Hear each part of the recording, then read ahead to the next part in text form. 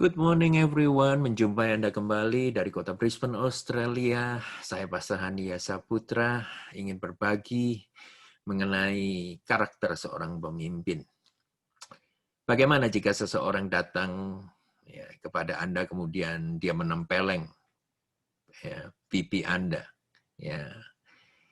Kemudian saudara teringat akan firman Tuhan katakan jika orang menempeleng pipi kananmu, berikan juga pipi kirimu. Itu bukan satu perkara yang mudah sekali. Markus 5 ayat yang ke-39 mengatakan bahwa janganlah kamu melawan orang yang berbuat jahat kepadamu. Wow. Orang sudah berbuat jahat kepada kita, firman Tuhan katakan janganlah engkau melawan. Bahkan jika dia menempeleng, menampar pipi kananmu, berilah juga kepadanya pipi kirimu. Saudara, pesan hari ini tidaklah mudah untuk dilaksanakan. Tetapi yang jelas ini adalah firman Tuhan. Mungkin saudara katakan begini, mana ada orang yang mau melakukan seperti itu? Masih ada di atas muka bumi. Kita jelas lihat di dalam kacamata Injil bahwa Yesus memberi contoh kepada kita semuanya. Dia direndahkan, bahkan direndahkan, tidak diorangkan. Yesaya 53 menjelaskan bahwa kita pun tidak menginginkan karena dia begitu buruk rupa. Setelah penyiksaan, setelah penistaan, dan lain sebagainya. Nah, saudara, dalam alam nyata, saudara, jikalau seseorang tidak membalas, maka orang itu adalah seorang penakut. Chicken out, istilahnya. Seseorang yang tidak berani melawan. Tetapi pada saat yang sama di alam roh, itu membuktikan bahwa saudara memiliki satu kekuatan tersendiri, yaitu Roh Kudus. Roh daripada anak Allah itu diam di dalam hati Anda, sehingga Anda tidak membalas perbuatan jahat itu. Ketika Anda dihina dan dicerca, bukan saja Anda tidak boleh membalas, tetapi yang jelas bahwa Anda harus menggunakan kesempatan itu untuk menampilkan anak Allah yang hidup di dalam kehidupan Anda. Dan Anda tidak dapat memalsukan citra Yesus. Tidak bisa. Ada atau tidak ada sama sekali. Memang ada peralihan antara ada tidak ada itu, yaitu saudara mendidih terlebih dahulu, tetapi ada self control.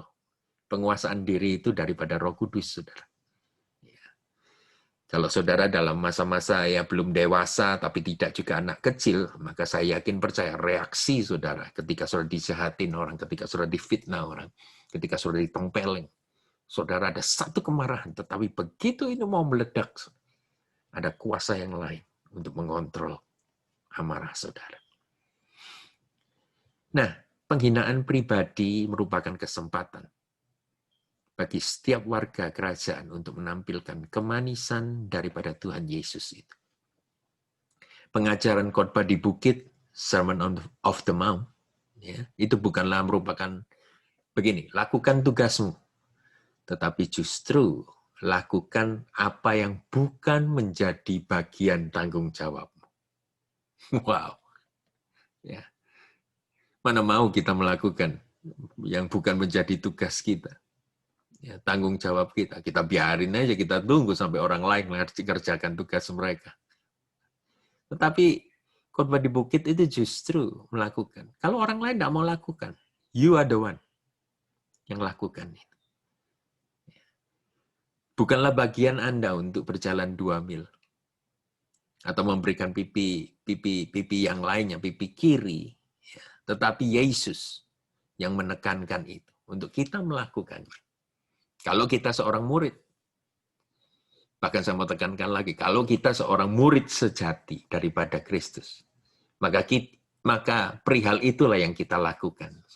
Kita tidaklah mengatakan, cukup sudah aku bertahan, aku sudah cukup enough, aku tidak ingin disalah mengerti dan dituduhkan yang tidak-tidak. Aku harus bertindak. Bukan begitu. Setiap kali aku ingin mempertahankan hakku, Setiap kali aku hendak membuktikan kebenaranku, aku sedang menyakiti anak Allah. Sedangkan kenyataannya jikalau aku membiarkan hakku tercampak, hakku hilang, kebenaranku terinjak-injak, maka anak Allah itu tidaklah dikorbankan. Itulah arti daripada menggenapi dalam daging apa yang kurang dalam penderitaan Kristus. Saudara, Kolose 1 ayat 24 itu ayat yang misteri sekali. Saya pernah berpikir, apalagi yang kurang diderita oleh Kristus pada waktu dia menuju kepada salib untuk penebusan semua dosa yang kita pernah lakukan di atas muka bumi. Bukan dosa satu dua orang saja, semua manusia. Apa yang kurang penderitaan Kristus? Ternyata setelah saya mendapatkan satu inspirasi bahwa khotbah di bukit itu adalah kitalah yang akan mengenapi dalam daging. Bukan keselamatan Yesus tidak sempurna, sempurna sekali. Tetapi kalau kita mendapatkan kesempatan untuk menderita bagi Dia, itulah penggenapan dalam daging apa yang kurang dari penderitaan Kristus. Seorang murid sadar bahwa kehormatan Tuhanlah yang sedang ditantang dalam kesempatan itu. Bukan kehormatan kita sendiri, tetapi kehormatan Allah sendiri. Seorang murid juga pernah bertanya kepada saya tentang mentoring. Apa sih mentoring itu, Pak Ani?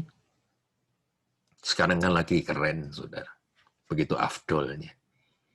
Mentoring, mentor, menti, ya, pemuritan. Nah, orang ini sangat antusias sekali untuk belajar dimentorkan oleh saya. Sebelum semuanya berlanjut, saya bertanya kepadanya begini. Pernahkah kamu melihat reaksi saya ketika saya difitnah dan dituduh macam-macam? Dia menjawab begini, saya tidak pernah melihat reaksi apa-apa dari Om. Om hanya diam saja. Itu yang menjadi respon Om. Dan saya berkata lagi kepada dia, mengatakan begini, itu pelajaran yang paling berharga dari seorang pemimpin. Pertama, disalah ngerti. Yang kedua, dicampakkan. Setelah semua menghisap sari kebaikan. Kemudian kau dilupakan, bahkan rasanya saudara tidak ada di atas muka bumi. Diignore. Oleh karena itu, menjadi pemimpin yang sejati adalah begini. Jangan pernah dimasukkan dalam hati. Jangan pernah sakit hati. Kalau ada orang-orang yang dulunya pernah dekat kepada saudara, kemudian menghilang begitu saja. Sebab begini, saudara, tidak semua orang akan mengerti jalan Tuhan dalam kehidupanmu. Kita masing-masing memiliki jalan Tuhan, dan Tuhan benar-benar mengerjakan ya karakter kita secara pribadi dengan tangannya yang luar biasa itu. Janganlah pernah juga mencari kebenaran dari atau pada orang lain. Jangan juga pernah undur untuk menjadi orang yang benar. Lakukan terus kebenaran itu. Lakukan apa yang baik. Lakukan apa yang menjadi firman Tuhan.